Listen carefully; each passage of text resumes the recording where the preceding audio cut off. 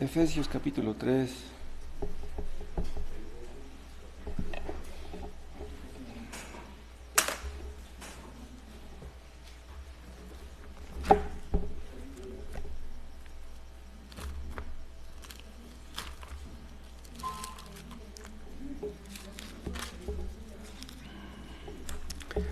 Vamos a leer desde el versículo 8, 3:8.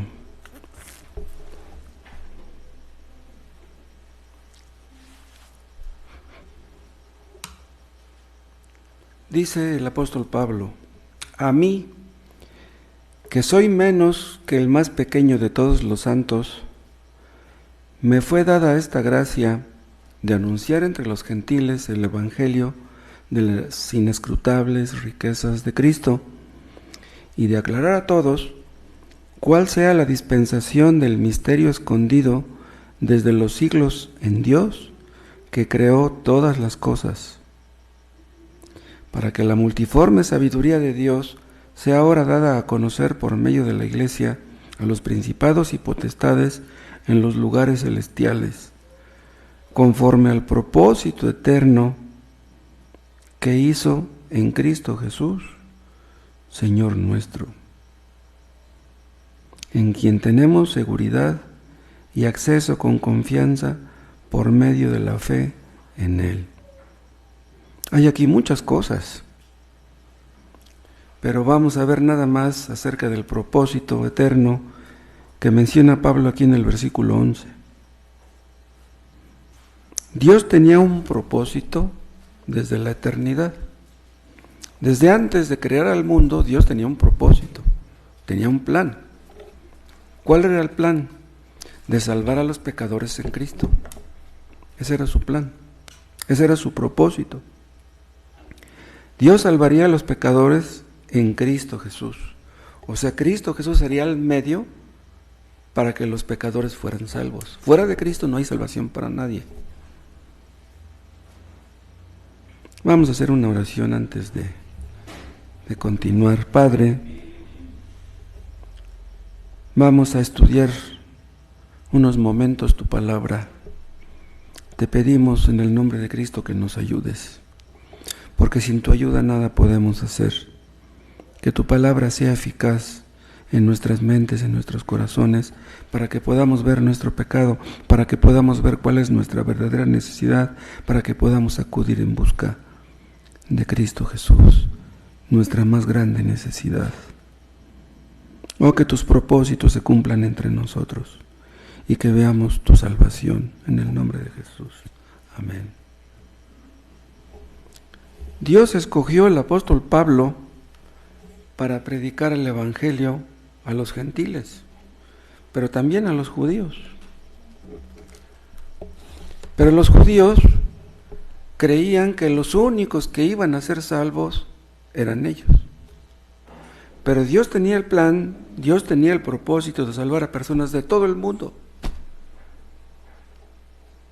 Eso era un misterio para los judíos, pero se lo reveló a Pablo y Pablo nos lo reveló a nosotros. Dice en el 9, y de aclarar a todos cuál sea la dispensación del misterio escondido. Es el misterio que les digo. Para ellos era un misterio que Dios quería que fueran salvas personas de todo el mundo, pero ellos pensaban que los consentidos eran ellos, los judíos, y nadie más. Ahora, Dios tenía el propósito de salvar a muchos pecadores, pero los propósitos de Dios no pueden fallar como los nuestros. Nosotros tenemos propósitos, queremos hacer esto, queremos hacer lo otro, tenemos intenciones de hacer muchas cosas. Hay cosas que nos resultan, hay cosas que no. Hay personas que tienen planes para su futuro, tienen planes para cuando se retiren, para cuando lleguen a viejos, pero no llegan a viejos.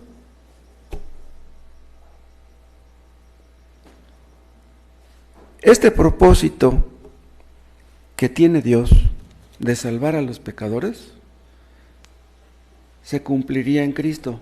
Pero vean, ese propósito lo tenía Dios desde la eternidad. Pero vean, desde Adán hasta Cristo, Pasaron como 3.500 años, más. Pero vean, todo lo que estuvo haciendo Dios desde Adán hasta Cristo, y lo que ha estado haciendo desde Cristo hasta acá, gira alrededor de eso. Dios tiene el propósito de salvar a muchos pecadores, y los pecadores serán salvos, llueva o truene. Dios cumplirá su propósito. Hay personas que parece que no van a ser cristianas. Hay personas que viven su vida, que no piensan en Dios, que no creen que Dios existe. Pero si Dios quiere salvar a esas personas, las va a salvar. Dios creó al mundo a través de Cristo. O sea, este mundo fue hecho por Cristo. Nosotros fuimos hechos por Él. Él es Dios, Cristo es Dios que vino al mundo. Pero no solamente creó al mundo, lo sustenta también. Es lo que dice el libro de Hebreos. Vean, aquí en el capítulo 1 de Hebreos, algo que dice acerca de esto.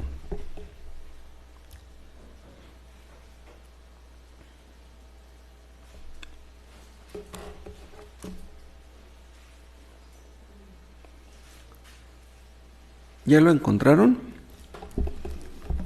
Hebreos capítulo 1, vean desde un principio. Dios, habiendo hablado muchas veces y de muchas maneras, en otro tiempo, a los padres por los profetas, o sea, antiguamente Dios hablaba por medio de los profetas.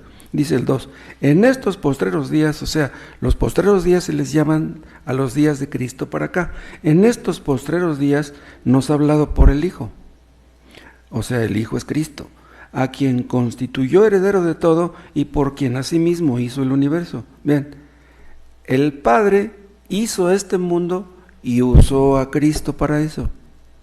¿Sí? O sea que en la obra de la creación estaban involucrados el Padre y el Hijo. Y aquí no se menciona el Espíritu, pero nosotros sabemos que también el Espíritu estaba inmiscuido. Sigue hablando de Cristo y vean lo que dice el 3, el cual, siendo el resplandor de su gloria y la imagen misma de su sustancia, y quien sustenta todas las cosas con la palabra de su poder, vean, deténganse ahí. ¿Quién es el que sustenta todas las cosas con la palabra de su poder? Es Cristo. O sea, el que hizo este mundo es el que lo sustenta. ¿Qué quiere decir que lo sustenta? Este mundo ya habría dejado de existir si Cristo no lo sustentara. Si ustedes construyen una casa y no le dan mantenimiento, esa casa se acaba rápido. O sea, todas las construcciones necesitan mantenimiento, necesitan pintura, necesitan impermeabilizante, necesitan cuidados. Este mundo subsiste todavía gracias a que Cristo, que es el que lo creó, lo preserva. Entonces, Cristo es el que está bajo el control de todo lo que acontece. Él es el que hace todo lo que tenga que ser hecho para que sus propósitos se cumplan. ¿Cuáles son sus propósitos? Salvar a los pecadores.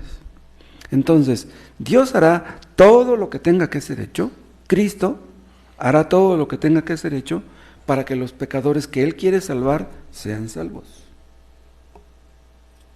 Todas las cosas que acontecen en este mundo, todas absolutamente, acontecen en la providencia de Dios. Ahora, esta palabra, providencia, no está en la Biblia, pero es una doctrina bíblica, es una palabra teológica, no es una palabra bíblica. Pero, ¿qué significa la palabra providencia? Vean, voy a darles un significado.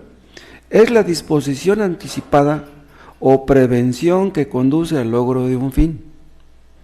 O sea, si estamos hablando de la providencia divina o de la providencia de Dios, quiere decir que Dios dispuso por anticipado las cosas de manera que fueran conducidas al logro de un fin. ¿Y cuál es el logro de ese fin? La salvación de los pecadores.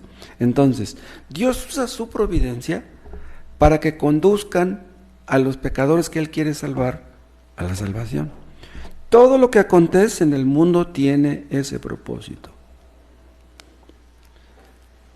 Supongamos que un hombre tiene mucho dinero y quiere construir una casa, un edificio. ¿Qué hace?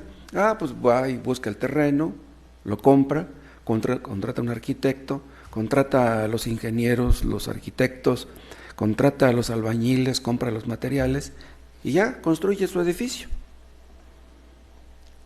Ese es el plan del hombre, pero esos planes pueden fallar, porque pues, el dueño del dinero, pues, al rato lo matan y ya el edificio que pensó construir, pues ya no lo pudo construir. Los propósitos de los hombres fallan, pero Dios no puede fallar. Eso es indigno de su sabiduría y de su poder.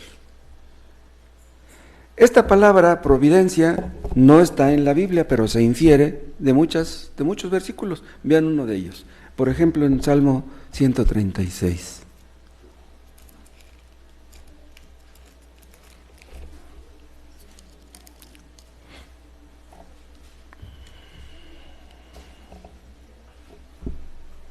Aquí está hablando de Dios, ¿sí? Y vean lo que dice el versículo 25, Salmo 136, 25. El que da alimento a todo ser viviente, porque para siempre es su misericordia. Alabad al Dios de los cielos, porque para siempre es su misericordia. Dice en el versículo 25, el que da alimento a todo ser viviente. Todo ser viviente se refiere a todos los animales y a todos los seres humanos. ¿Quién es el que da alimento a todos los seres humanos y a todos los animales? Es Dios. El que da, dice, el que da alimento, pero también lo podemos traducir como el que provee de alimento. Entonces, si en esta tarde ustedes se sentaron a la mesa y comieron, ese alimento que ustedes se comieron, Dios lo proveyó. Ustedes dirán que fue por su trabajo, fue por su inteligencia, pero si Dios no hubiera querido, ustedes no hubieran tenido esa comida. Si hoy comemos, es porque Dios proveyó el alimento que comeríamos. Y el que provee el alimento para todos los seres vivos es el mismo el que provee la salvación para todos los que han de ser salvos. Dios sustenta todas las cosas con su poder, los hombres, los animales, las plantas. Hay algunos ateos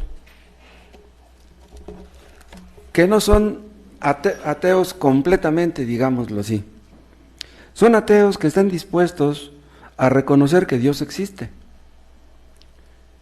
o creen que Dios existe, pero no creen que Dios gobierne y que controle el universo.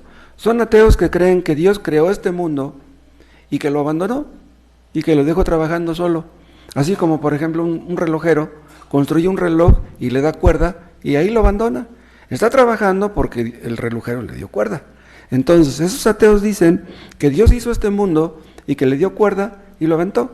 Entonces, dan a entender que todo lo que ocurre en el mundo es por azar, es por casualidad.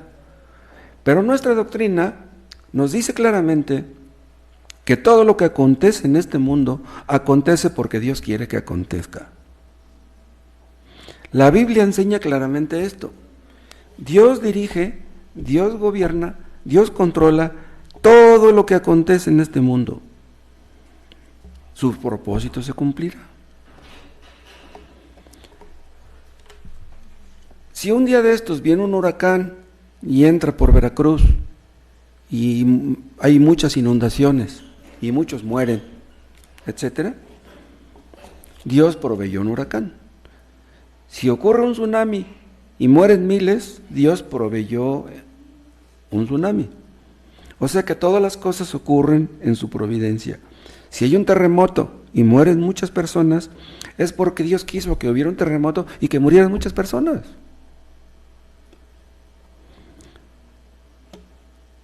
Ustedes ven una maquinaria enorme, una maquinaria gigantesca, y ven un pequeño engrane que hace funcionar otro engrane, y a su vez engrane hace funcionar a otro, y ustedes ven cómo la máquina está, unos engranes grandes, otros pequeños, unos se mueven hacia la izquierda, otros se mueven a la derecha. Esa máquina funciona y solamente el que construyó la máquina sabe cómo está el asunto de su funcionalidad. Bueno, pues los grandes engranes y los pequeños engranes de este universo son dirigidos y controlados por Dios. Las cosas grandes y las cosas pequeñas que acontecen en este mundo acontecen porque Dios quiere que acontezcan. Vean en el Salmo 104.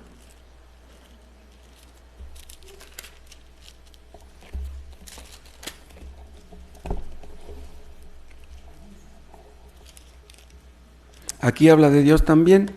Vean el Salmo 104, versículo 10. Tú eres el que envía las fuentes por los arroyos, van entre los montes, dan de beber a todas las bestias del campo, mitigan su sed los asnos monteses, a sus orillas habitan las aves de los cielos, o sea, les gusta estar cerca del agua, cantan entre las ramas. Él riega los montes desde sus aposentos, o sea, desde los cielos. Del fruto de sus obras se sacia la tierra. Él hace producir el heno para las bestias y la hierba para el servicio del hombre, sacando el pan de la tierra. Bien, aquí ya está hablando del hombre, ya no está hablando de los animales. O sea que si comimos pan, si tuvimos harina de trigo y pudimos fabricar galletas o pan, es porque Dios proveyó eso. Todas las cosas, porque Dios está detrás de esto. Vean lo que dice el versículo 28, 104, 28. Aquí habla de los seres vivos, dice el 27, todos ellos esperan en ti para que les des su comida a su tiempo. Dice, les das, recogen. Abres tu mano, se sacian de bien. Escondes tu rostro, se turban. Les quitas el hálito y dejan de ser, y vuelven al polvo. Vean lo que dice aquí. Si una persona o un animal se mueren, es porque Dios quiere que se mueran. Dice en el 29, escondes tu rostro, se turban. Les quitas el hálito y dejan de ser. Pero esto se aplica no solamente a los pajaritos, se aplica a todos los seres humanos. Cuando una persona se muere, porque Dios quiso que se muriera, sea quien sea. Hace rato estábamos viendo las noticias de dos muchachos que van en una moto y se cruzan un alto y se estrellan contra un tráiler y los dos muchachos caen abajo de las llantas. Los dos los aplastó así. Y llega después la mamá y grita, y le grita a su esposo, tú tuviste la culpa, ¿por qué los dejaste ir? ¿Por qué los dejaste salir? Pero sea quien sea que muera, es porque Dios quiso que muriera.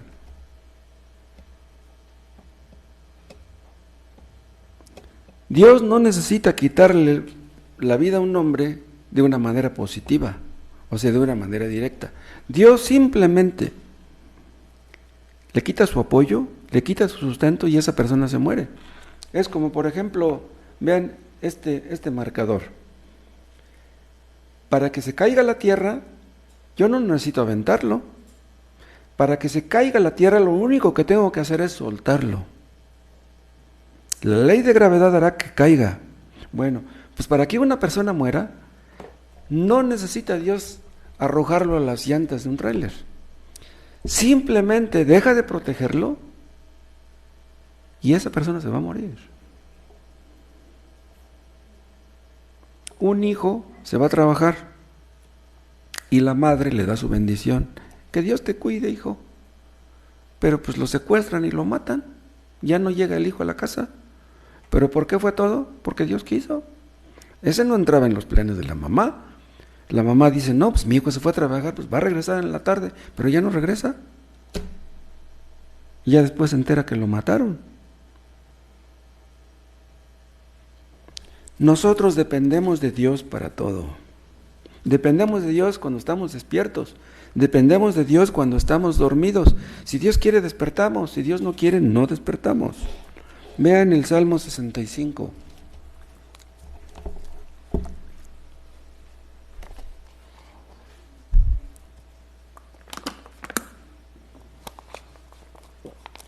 Aquí habla de Dios también, y vean el versículo 9, Salmo 65, 9.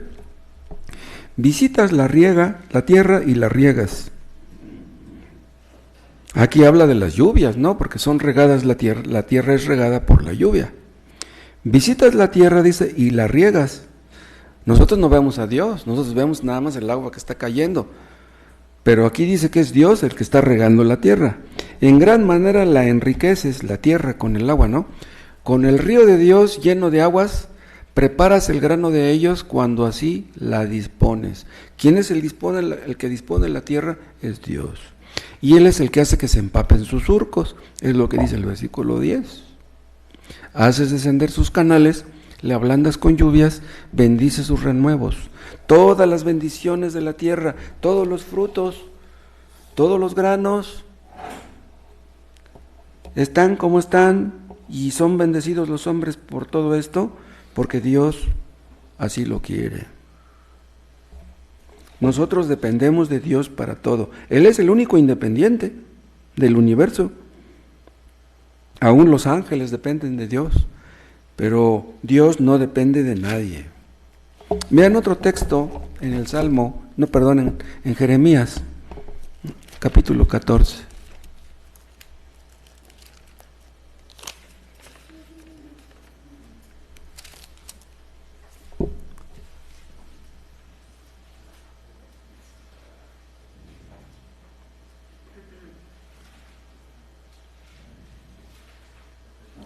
(14:22). Hay entre los ídolos de las naciones, ¿quién haga llover? Vean cómo dice aquí, vean la pregunta. Hay entre los ídolos de las naciones, ¿quién haga llover? ¿Y darán los cielos lluvias? Dice, ¿no eres tú, Jehová, nuestro Dios? En ti pues esperamos, pues tú hiciste todas estas cosas. No hay ningún Dios, excepto el Dios verdadero, que pueda hacer llover. Si hay una sequía en Chihuahua, en Coahuila, en Sonora, y van y le piden a la Virgen de Guadalupe que llueva, la Virgen de Guadalupe no puede hacer que llueva. El único que puede mandar la lluvia es Dios. Bueno, dicen que hay algunos que pueden hacer llover usando ciertas sustancias químicas que van en una avioneta y que sueltan quién sabe qué polvos y que ya empieza a llover. Pero de todas maneras, las sustancias químicas que dejan caer sobre las nubes para que llueva, Dios provee esas sustancias químicas. Sale la misma. Vean otro salmo, el 105.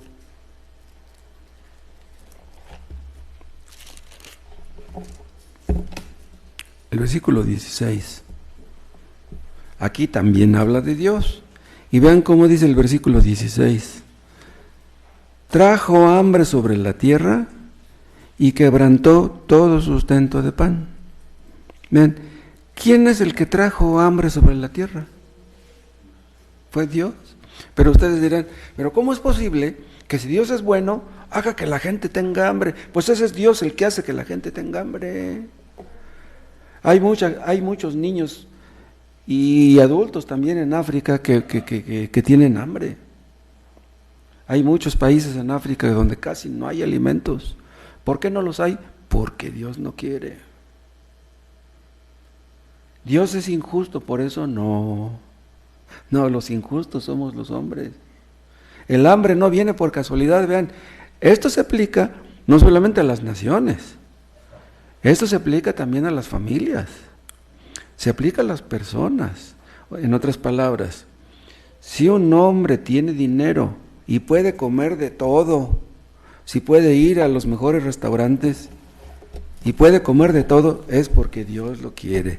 Y si Dios quiere que tengas hambre, vas a tener hambre. Hay hombres que son muy trabajadores y apenas si ganan para comer. ¿Por qué?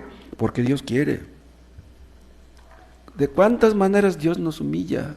Nosotros creemos que valemos mucho, creemos que somos muy importantes, pero el único importante en el universo es Dios. Y Dios quiere que lo veamos. Somos capaces de llorar porque no tenemos dinero para comer y no lloramos por nuestro pecado. Nos importa la comida y no nos importa nuestro pecado. Hemos ofendido a un Dios santo y eso no nos importa. El hambre no viene por casualidad, ni la abundancia tampoco. Si tienes mucho dinero y puedes comer a los mejores restaurantes, ve, qué bueno que puedas ir. Pero si el día de mañana no tienes para ir a comer y nada más te comes unos tacos de frijoles en la casa, dale gracias a Dios. Vean Génesis 41.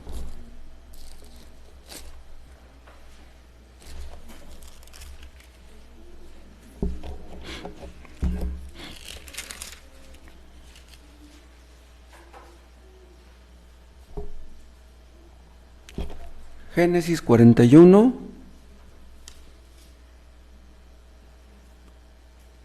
53. Así se cumplieron los 7 años de abundancia que hubo en la tierra de Egipto. Y comenzaron a venir los 7 años del hambre. ¿Se acuerdan de las vacas gordas y las vacas flacas? Primero vinieron 7 años de abundancia. ¿Por qué? Porque Dios quiso. Y luego vinieron 7 años de hambre. ¿Por qué? Porque Dios quiso. Dice, y comenzaron a venir los 7 años del hambre, como José había dicho. Y hubo hambre en todos los países. Dice, mas en toda la tierra de Egipto había pan. Los egipcios eran buenos, unos malvados, pero Dios tenía sus planes. Dios quiso darles de comer porque esos eran sus planes. Es increíble. Ni la abundancia que hubo primero, las vacas gordas, fue casual, ni mucho menos las vacas flacas. Y vean en el capítulo 42 de ahí mismo, de Génesis, y vean lo que dice el versículo 1. Bien, mientras José estaba allá en Egipto, y vinieron las vacas gordas y luego las vacas flacas, vean lo que dice aquí en el 42.1. Viendo Jacob que en Egipto había alimentos, dijo a sus hijos, ¿por qué os estáis mirando? Y dijo, he aquí, yo he oído que hay víveres en Egipto. Descended allá y comprad de ahí para nosotros, para que podamos vivir y no muramos. Vean, en la tierra prometida, donde estaba Jacob, había hambre. Y en Egipto, que era un tipo del mundo, había comida, abundante comida. Entonces, es cuando Jacob le dice a sus hijos, pues vamos para allá. Pero vean, ¿por qué quiso Dios que en la tierra prometida hubiera hambre? Porque ese era su propósito. Dios quería que los creyentes se fueran a Egipto. ¿Y cuántos años estuvieron en Egipto? ¿Se acuerdan? Más de 400 años. Todo entraba dentro del propósito salvador de Dios. Dios le dio hambre a Jacob porque quería que fuera a Egipto a ver a su hijo José. Y creía que ya estaba muerto. ¿Sí? Todo entraba en el propósito de Dios.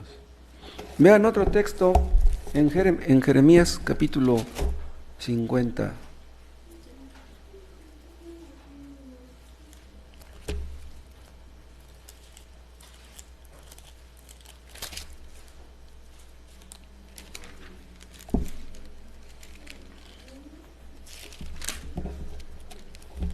...50, 35...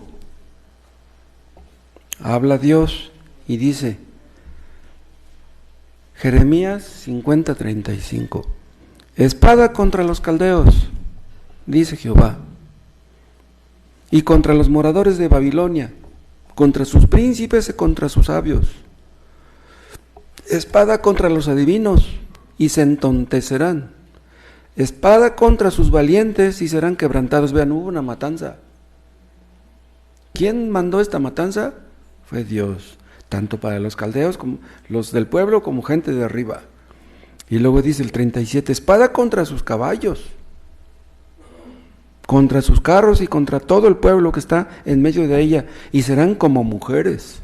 Espada contra sus tesoros y serán saqueados.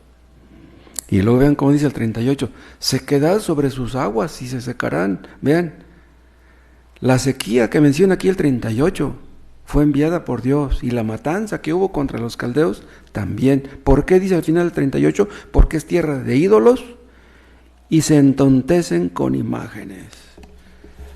Es increíble cómo Dios hace que la gente sufra, buscando que reflexionen, buscando que mediten, que se arrepientan de sus pecados. Si una persona no se arrepiente de sus pecados cuando tiene problemas, ¿se arrepentirá de sus pecados si no los tiene? Bendito sea Dios que nos aflige, que nos humilla, que nos da para que reconozcamos nuestro pecado. Vean el libro de Ageo.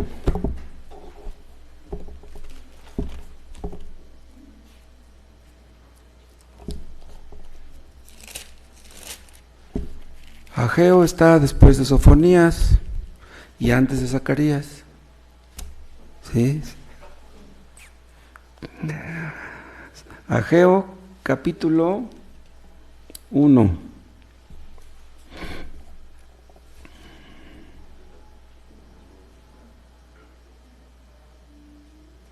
1:9. Ageo 1:9.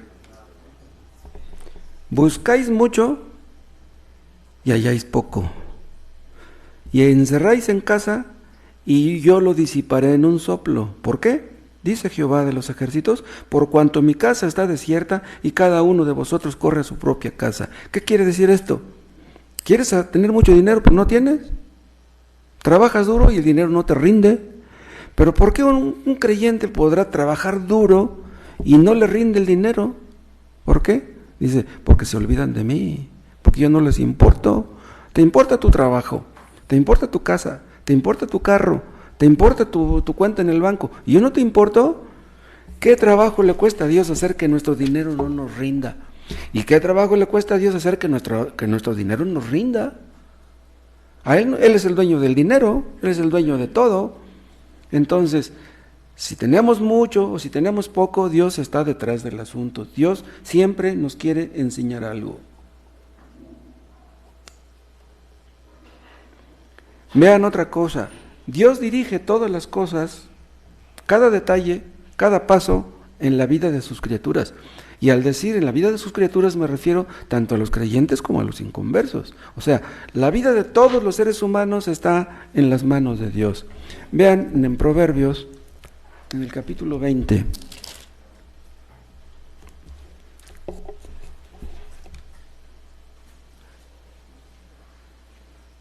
Proverbios 20:24. De Jehová son los pasos del hombre. ¿Cómo pues entenderá el hombre su camino? Bien, este versículo se aplica tanto a cristianos como a no cristianos. Dice, de Jehová son los pasos del hombre. ¿Cómo pues entenderá el hombre su camino? Bien, un cristiano puede entender un poco su camino. Tenemos una leve idea más o menos de lo que hacemos o de las posibles consecuencias de lo que hacemos. Tal vez estamos cosechando lo que hemos sembrado por los errores que hemos cometido, etc. Pero un inconverso no entiende nada. Nosotros entendemos un poco porque entendemos un poco a Dios. Los cristianos conocemos un poco a Dios. Entonces decimos, ya sé por qué me está sucediendo esto. Es porque Dios me está disciplinando, Dios me está instruyendo, Dios me está enseñando, Dios me está amonestando, Dios me está corrigiendo. O sea, podemos entender más o menos cómo Dios trata con nosotros, pero un inconverso no. A un inconverso se le muere un niño pequeñito, ¿qué entiende? No entiende nada. Dice, ¿por qué se me murió mi hijo? No puede entenderlo. A esta madre que se le murieron sus hijos que iban en la moto, estaba como loca gritando, pues, pobre mujer, ¿cómo se sentirá una madre que se le mueren 2 hijos en un accidente? Pero ella no puede ver la mano de Dios en eso. Y si le vamos y le decimos, Dios le quitó la vida a tus hijos, va a decir, ¿qué clase de Dios es ese? Si Dios es bueno, ¿por qué me quitó a mis hijos? Aquí enfrente, hace muchos años vivía una mujer que era testigo de Jehová. Su esposo también. Y el señor tenía diabetes. Y de repente, ¡pum!, se murió el señor. Estaba joven, tendría que, pues, cuando mucho, unos 50 años. Estaba fuerte todavía, pero se murió de la diabetes. Y cuando platiqué yo con ella, estábamos platicando con ella, yo le dije: señora Elsa, Dios le quitó a su esposo. ¿Y saben qué me dijo? No, dice, Dios no me quitó a mi esposo. Dice, nosotros nos descuidamos, dice, por eso se murió mi esposo. O sea, eso de que nosotros nos descuidamos es como decir, no, pues es que pues nos gusta mucho lo dulce y pues por eso nos da la diabetes, porque si no comiéramos tanto dulce, no subiríamos tanto de peso y no nos daría la diabetes. Pero nosotros sabemos que también a los flacos les pega la diabetes, no nomás a los gordos. Hay personas que tienen diabetes y nadie en su familia la tiene diabetes. Ni los tíos, ningún pariente tiene. ¿Por qué se tiene diabetes? Porque Dios quiso. Ni le busques. Habemos personas que nos gusta mucho el dulce. Yo soy uno de ellos y yo no tengo diabetes. Si me invitan 2 panes de dulce, me los como.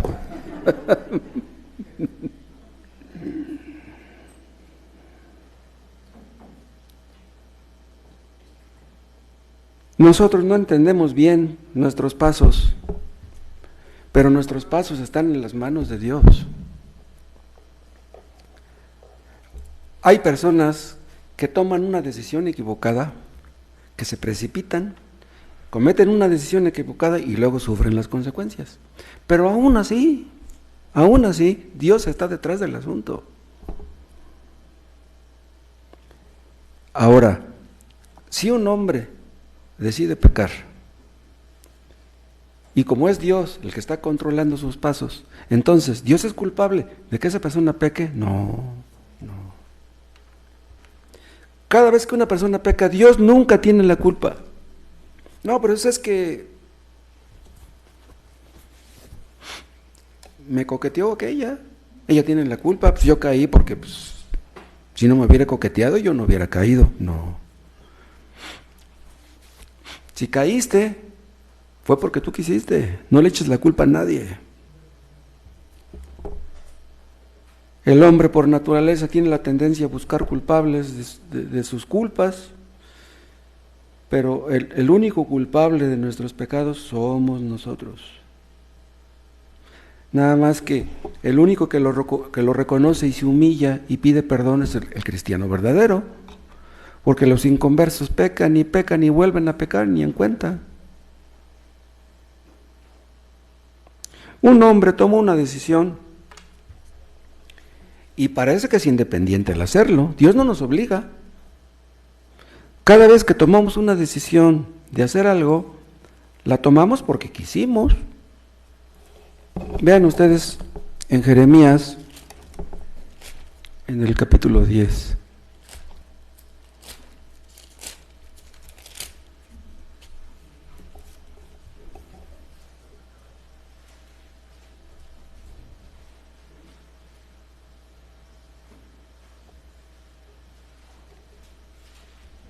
Vean lo que dice 10:23. Conozco, oh Jehová, que el hombre no es señor de su camino. O sea, el hombre no es el dueño de su propio camino, ni del hombre que camina es el ordenar sus pasos. Vean. Pero cuando los hombres toman una decisión de ir por X camino o de hacer algo, parece como que ese hombre lo hace libremente. Nadie lo impulsa, sino simplemente de su deseo interno. Pero aquí está diciendo que Dios está detrás del asunto.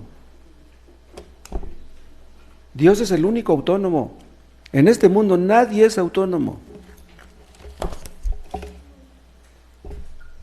Vean ustedes en el caso de la muerte de Cristo. Herodes y Pilatos eran agentes libres. Herodes y Pilatos permitieron que los fariseos mataran a Cristo. Ellos fueron cómplices, los fariseos, Herodes y Pilatos. Pero está escrito en el libro de los Hechos que mataron a Cristo, o sea, confabularon para matar a Cristo porque ese era el plan de Dios. Entonces Cristo tenía que morir en la cruz. ¿Por qué? Porque Dios quiso. Porque si Cristo no hubiera muerto en la cruz, nadie hubiera podido ser perdonado. Somos perdonados gracias a que Él murió en la cruz por los pecadores. Entonces, el plan de Dios era que Herodes y Pilatos se confabularan para que mataran a Cristo. ¿Ustedes pueden entender eso? Entonces, Herodes y Pilatos ¿son inocentes? Estaban cumpliendo con los propósitos de Dios. El propósito de Dios era que Cristo muriera en la cruz, pero ellos fueron culpables. Entonces, si ustedes pecan, ustedes no pueden decir, ese era el propósito de Dios. No, ese era tu propósito. No le eches la culpa a Dios. Un niño en días pasados, de 6 años, murió en una alberca. Ustedes vieron las noticias. Un niño de 6 años. Dios quiso que ese niño muriera ahogado en esa alberca. ¿Sí? Un niño sale de su casa, un niño de 3 años, sale corriendo, se le fue la pelota. Hay un coche aquí, hay otro coche acá, y sale por en medio de los 2 coches corriendo. Y viene un carro, pues no ve al niño, pues sale entre los coches, ¡pum!, lo plancha, lo mata al pobre niño. Ese niño se murió porque Dios quiso. Dios lo puso ahí. Dios puso al niño abajo de las llantas de ese carro. Vean, Éxodo, capítulo 21.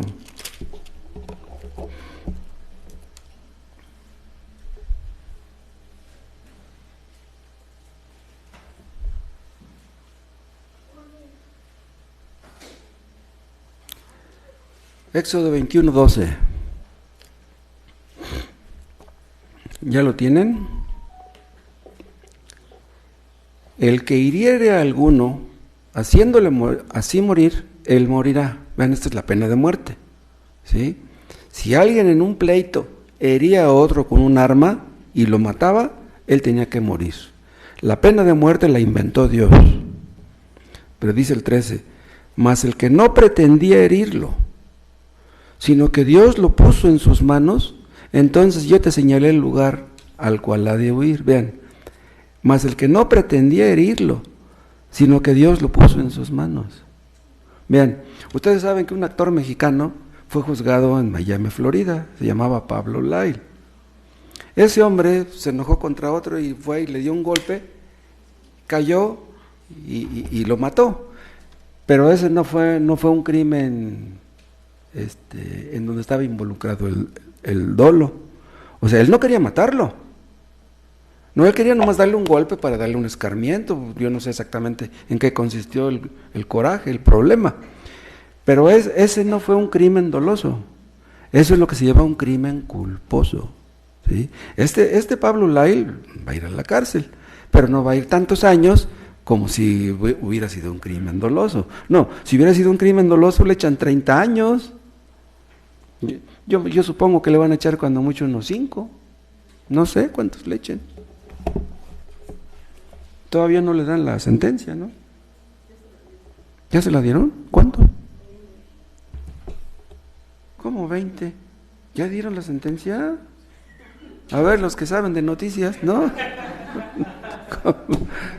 No, pero como 20, no. Por ese crimen no le van a echar 20 a una persona. No puede ser. Pero vean otra vez este texto, en el versículo 13. Mas el que no pretendía herirlo, sino que Dios lo puso en sus manos, entonces yo te señalaré el lugar al cual ha de huir. Pero vean una cosa, aquí está hablando de un hombre que murió porque Dios lo puso en las manos de otro. Es el mismo caso del niño que sale corriendo y de repente aquel lo plancha. ¿Quién lo puso en las manos de aquel chofer? Pues fue Dios. Y así lo entiende el padre. O sea, el padre tal vez agárrenlo al que atropelló a mi hijo, pero él sabe que él tiene la culpa porque no cuidó a su niño, un niño pequeñito, porque tenía la puerta abierta, porque no estaba a tanto de su niño. Tanta culpa tiene más culpa el papá que el chofer. Pues el chofer va manejando sin imaginar que de repente le va a salir a aquel niño. Entonces, si un niño así muere, es porque Dios quiso que muriera. Hay personas que caen, que mueren porque les cae un rayo encima Dios les mandó el rayo exactamente a ese. ¿Por qué le cayó el rayo a ese y no a aquel otro? Porque Dios quiso. Hay personas que van en su carro y de repente se cae un árbol y va a caer exactamente donde va el chofer manejando. Dios controla todas las cosas. Imagínense que el árbol cae de este lado, donde va el copiloto. El árbol cae y mata al copiloto, y no al piloto. El piloto es el esposo, el copiloto es la esposa. ¿Qué entenderá el esposo? ¿Por qué Dios me quitó a mi esposa?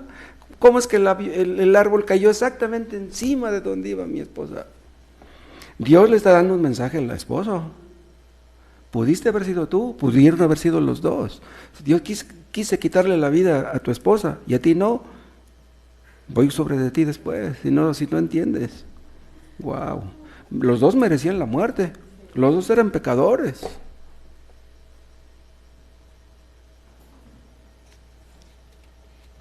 Si un miembro de una familia, el padre, la madre o un hijo, se mueren del COVID, ¿qué pensarán los demás? ¿Por qué mi papá murió del COVID? ¿Por qué mi mamá? ¿Por qué mi hijo? O sea, cuando muere alguien de una familia es un mensaje para todos. Dios les está hablando a todos. Vean otro salmo, el 75.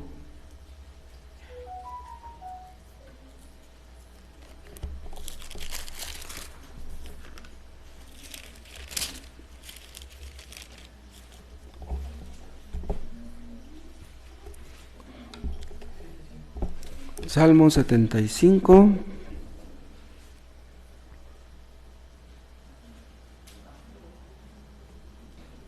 (75:6) Porque ni de oriente, ni de occidente, ni del desierto viene el enaltecimiento, mas Dios es el juez. A este humilla y a aquel enaltece. Bien, Dios humilla a unos y enaltece a otros. Y aquí no habla de la casualidad. Por eso dice en el 6, ni de oriente ni de occidente, no. Dios es el que hace todas las cosas. Si un hombre es humillado, es porque Dios quiere que ese hombre sea humillado. Y si ese hombre es enaltecido, es porque Dios quiere que sea enaltecido. Vean en Juan capítulo 9, Evangelio de Juan.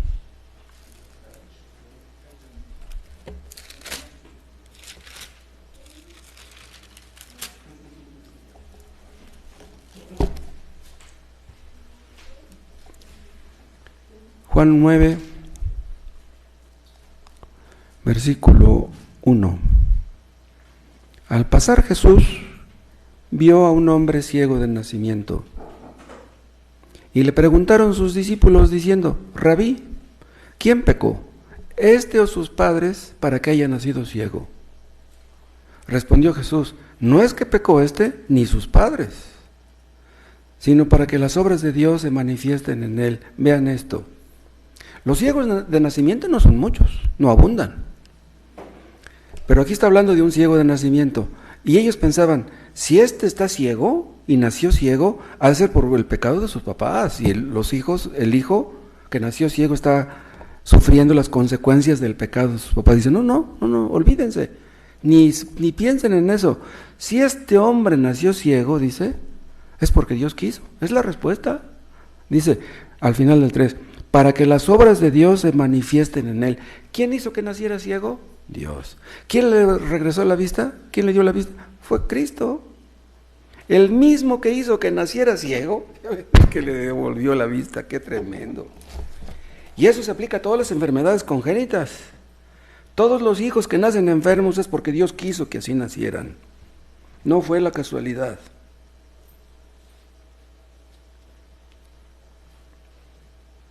Vean 2 de Crónicas 21.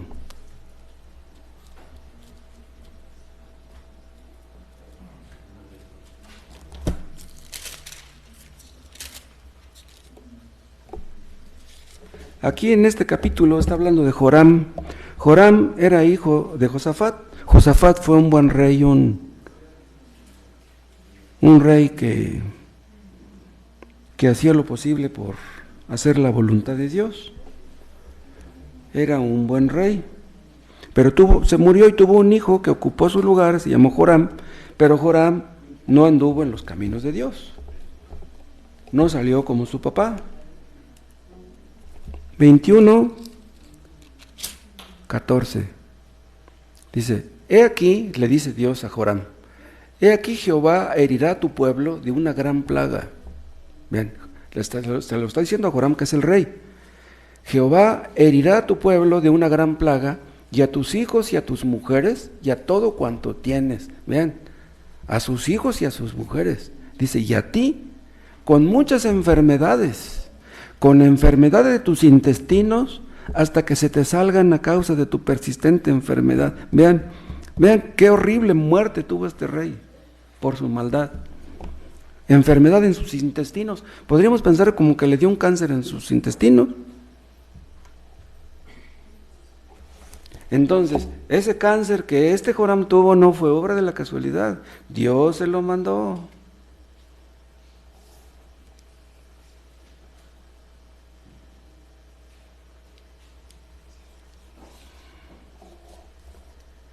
Dios controla todo en la vida de las naciones. Vean Isaías 45.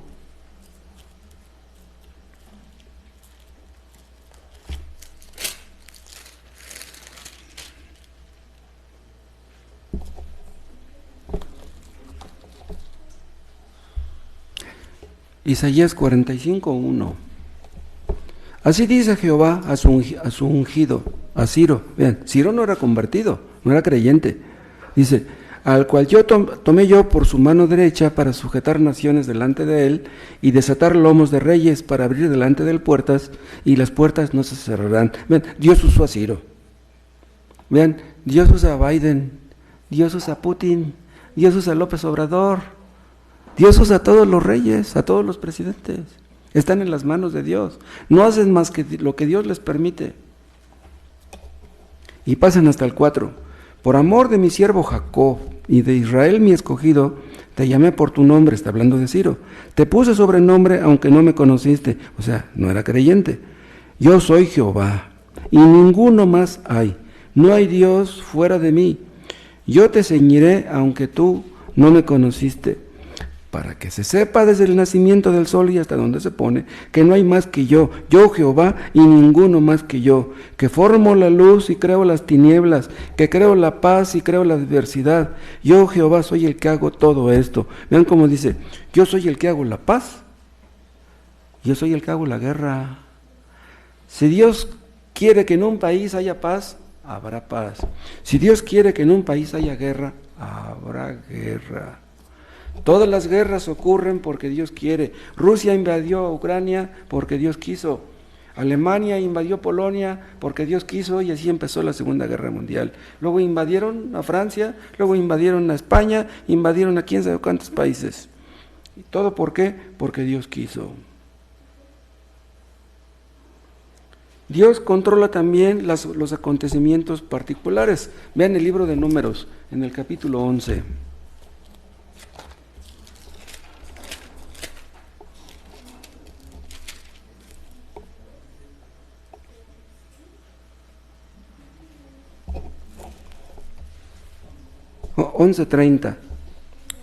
Números 11:30. Y Moisés volvió al campamento, él y los ancianos de Israel, y vino un viento de Jehová y trajo codornices del mar. Vean lo que dice aquí, trajo codornices del mar. En el mar no hay codornices. En el mar hay gaviotas, hay quién sabe cuántos animales, pero no codornices. Dice, y las dejó sobre el campamento, un día de camino a un lado y un día de camino al otro, alrededor del campamento, y casi 2 codos sobre la faz de la tierra. 2 codos son más o menos 90 centímetros. Vean, un tanto así de alto de codornices, todos a comer codornices. Estaban en el desierto, querían carne, Dios les dio carne hasta que les salió por las narices, dice un salmo. Estaban de necios que querían carne, ya no querían maná, Dios les mandó la carne. ¿No están ustedes satisfechos con lo que Dios les da? ¿No están ustedes contentos con lo que Dios les da? ¿A fuerza quieren que Dios les dé esto, que Dios les dé aquello? Debemos ser agradecidos con lo que Dios nos da.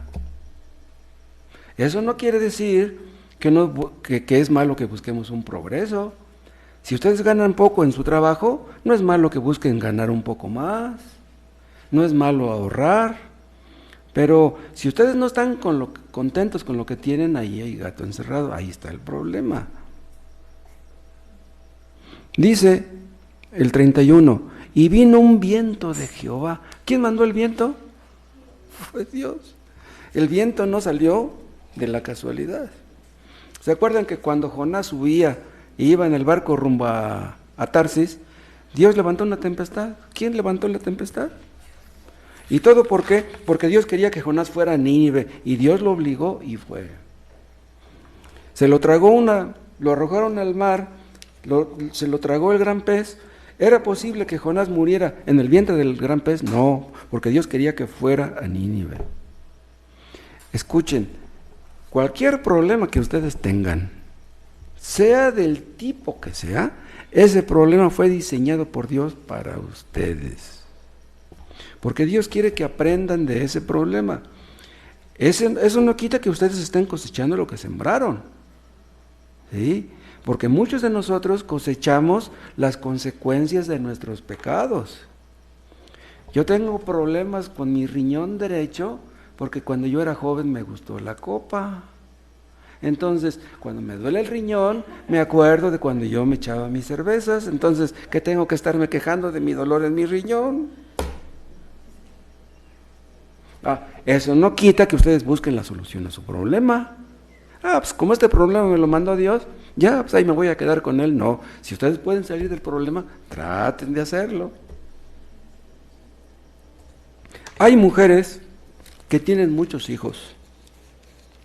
Y hay otras mujeres que suspiran por tener uno y no pueden, porque Dios les da tantos hijos a unas y a otros no les da ninguno.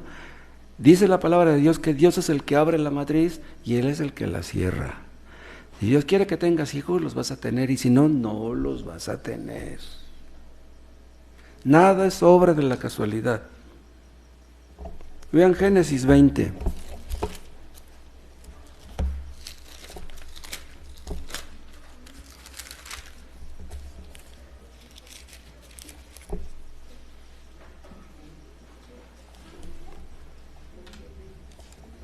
Génesis 20, 17. Entonces Abraham oró a Dios, y Dios sanó a Abimelech y a su mujer y a sus siervas, y tuvieron hijos. Dice, porque Jehová había cerrado completamente toda matriz de la casa de Abimelech. ¿Vean? Jehová había cerrado la matriz de un montón de mujeres. ¿Y todo por qué? Por proteger a Abraham y a Sara. ¡Qué tremendo es esto! Pero ¿cómo es posible que Dios cerró la matriz de tantísimas mujeres?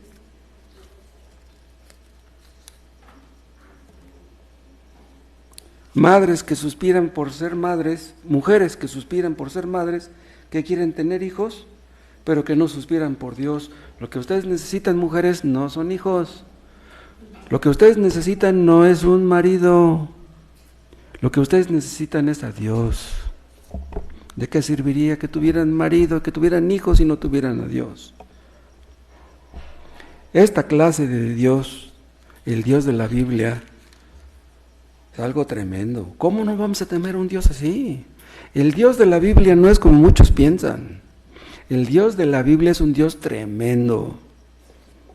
Hay algunos que creen que estamos en las manos de la fortuna. No, nadie está en las manos de la fortuna. ¿Saben quién es la fortuna? Era una diosa mitológica que repartía el bien y el mal, pero que estaba ciega. Pues aventaba, se le cayó mal, pues la fortuna está ciega. No, Dios no está ciego. No. Si te va bien es porque Dios quiere que te vaya bien. Y si te va mal es porque Dios quiere que te vaya mal. Dios hace las cosas con sabiduría. Dicen algunos, no estamos en las manos de la fortuna, estamos en las manos de las estrellas. Es que mira, yo soy agresivo porque soy Capricornio. No, eres agresivo porque eres malvado, no porque eres Capricornio. Dios guía cada paso en la vida de los escogidos para que estos sean salvos. Yo les he contado, a mí se me hace increíble cómo llegué yo a la colonia San Felipe de Jesús. Yo estaba viviendo en la Vasco de Quiroga, pero me corrió mi amigo Beto, mi primo, y dijo, ¿ahora qué hago? Pues conseguí trabajo en una peluquería en la San Felipe. Dios quería que me fuera a la San Felipe. Vean, en la San Felipe conocí al que me regaló mi primera Biblia. El que me regaló mi primera Biblia no fue salvo, murió alcoholizado.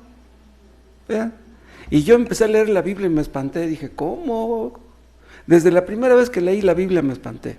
Ahí en la San Felipe de Jesús conocí a mi amigo Jorge, que me regaló un libro que se llamaba Spurgeon, un príncipe olvidado. Ese libro me impactó. Yo estaba en la iglesia Pentecostés cuando eso ocurrió. Yo dije, ¿qué estoy haciendo? Ahora entiendo por qué no encajo yo en la iglesia Pentecostés. La iglesia Pentecostés es una bola de mentirosos. Pero Dios quería que me llevaran a la San Felipe. Ahí en la San Felipe conocí a mi amigo Jorge, que me invitó a una iglesia evangélica, mi primera iglesia evangélica. Todo estaba en los planes de Dios. Y ese hombre que me invitó a mi primera iglesia evangélica, hasta donde yo sé, él nunca fue salvo. Es increíble. Y yo viví en la San Felipe cuando conocí al hermano Tomás. O sea, Dios me llevó a la San Felipe, no cabe duda.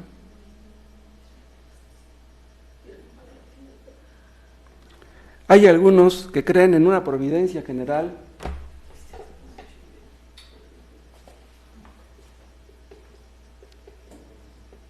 pero no creen en una providencia especial. Vean, nosotros creemos en una providencia especial. O sea, la providencia general es la que da a entender que Dios no se fija en los detalles, que a Dios no le importan los detalles, que a Dios le importan las cosas grandes.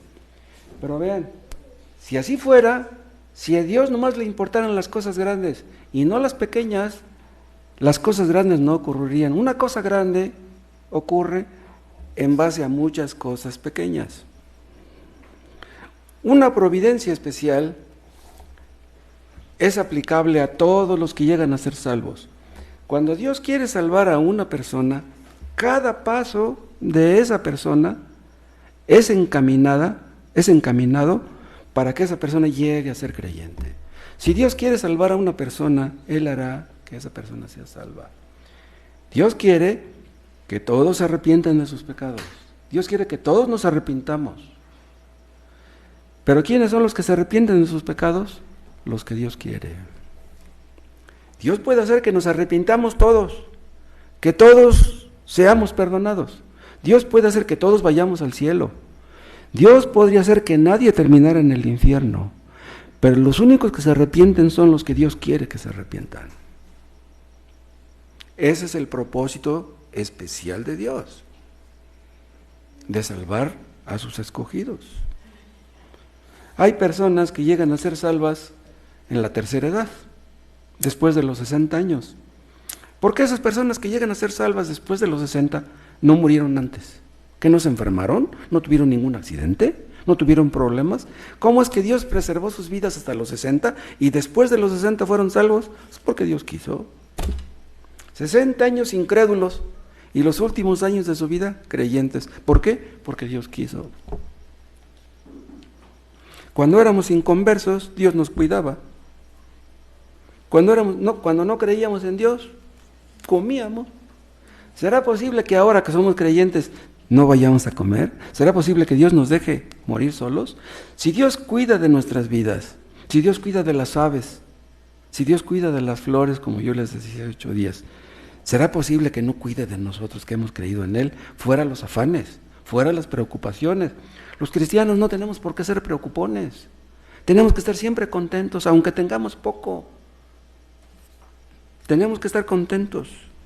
Nuestras vidas son gobernadas por un Dios sabio, por un Dios bueno, por un Dios misericordioso y todopoderoso.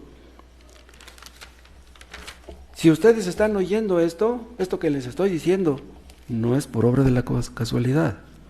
Si ustedes están oyendo esto, si ustedes están hoy aquí, no es obra de la casualidad, es que Dios quiso que ustedes vinieran.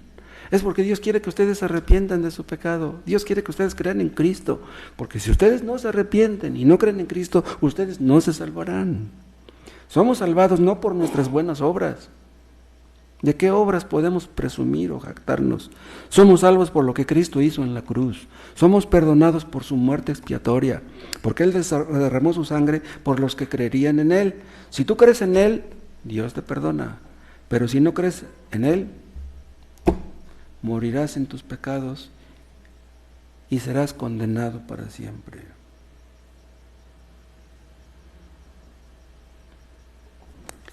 Que Dios nos ayude a todos. Te damos gracias, Padre, por tu palabra.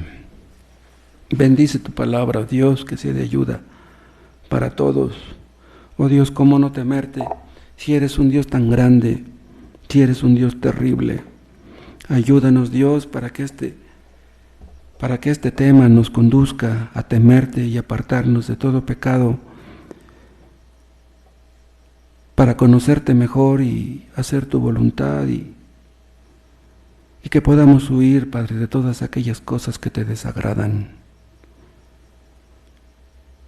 Te pedimos por las personas que están aquí, que no son convertidas, que no son creyentes. Ayúdales, Dios, a entender que tú eres un Dios grande y que te han ofendido, y ayúdales a arrepentirse. Te lo pedimos en el nombre de Jesús. Amén.